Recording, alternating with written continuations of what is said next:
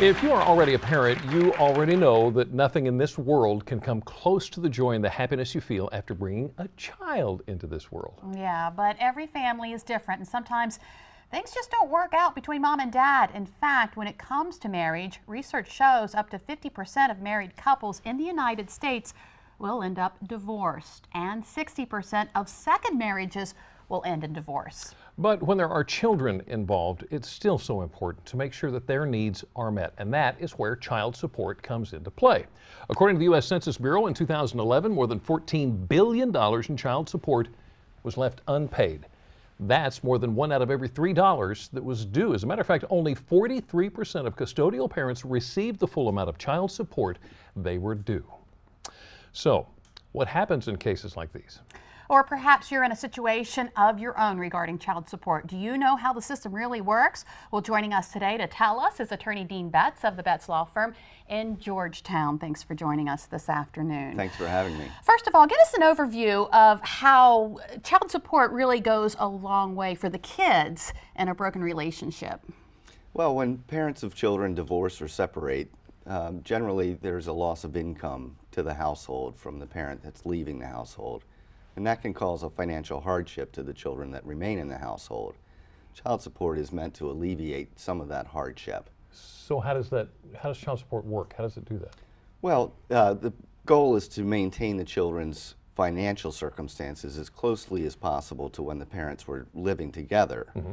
So the court generally combines the parents' incomes to figure out what the economic circumstances of the children were when the parents were together, and to figure out how much money is required to make up the difference when the parents are no longer together. Now, how would the parents figure out how much money they would have to pay?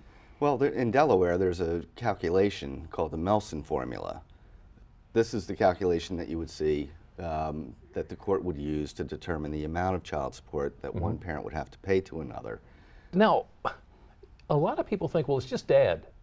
It's not always just dad paying child support, is it? No, it depends on two factors that the court considers. One is where the children primarily reside. If they reside with dad, then mom would be required to pay child support. If they reside with mom, then dad would be required to pay child support. Okay. If they reside equally with both parents, then it really depends on who makes the most amount of money. Would be the one to pay the child support to the other parent. And the system works so that if you do make a lot of money, you can't quit your job and take a minimum wage job just to get out of paying child support. Is that right? That's correct. The court will attribute you with income that the court believes that you can make. So if you're a $100,000 a year job and you say, I'm not going to pay child support, I'm going to go take a job at McDonald's, make $7.50 an hour, the court will say, no, you have the potential of making $100,000 a year, so we're going to attribute you with that amount of income. Well, if somebody doesn't have a job, does that mean they just figure zero? No. If they're capable of working, if they're physically able to work, the court will attribute them with a minimum income of $1,500 a month. Okay. So how long does a parent have to pay child support? Well, child support is paid on a monthly basis, and that continues until the child turns 18 and graduates from high school, or if the child turns 19, whichever first occurs. Now that's specifically in Delaware, right? That's specifically in Delaware. So for your state, find out for sure what's going on. Okay, so we've talked about all these numbers of custodial parents and not getting their funds, what they're supposed to be receiving as far as child support payments. What happens in those cases when they're not getting what they should be getting? Well, they should contact the Division of Child Support Enforcement in Delaware. That is a state agency that's charged with collecting child support, enforcing child support orders, and prosecuting those people that don't pay child support. So if someone is not paying child support, the Division of Child Support Enforcement will file an action against them in court and require them to come to court and explain why they're not paying child support.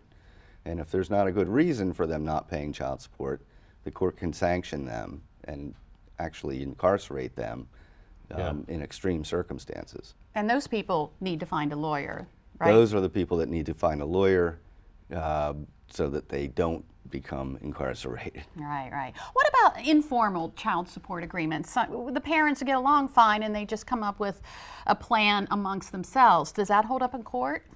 Those are difficult to enforce in court. which is why I always recommend that the parents go through what's called the family court mediation process. Yeah. That's a process where the parents can reach an agreement in a non-adversarial setting, but the agreement becomes an enforceable court order. In cases where they don't go through that process and one parent is paying child support to the other parent, I always recommend that the parent that's paying the support note on the payment that it's for child support. So if they're ever in court, they'll get credit for those payments. And this entire arrangement is not for the parents. It's for the children. For the kids.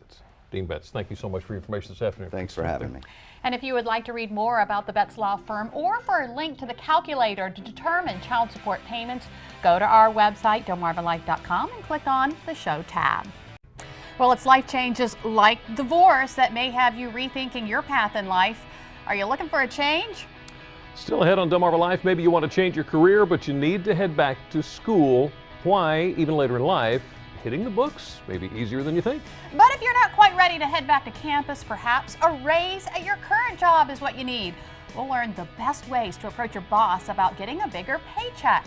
Delmarva Life, we'll be right back.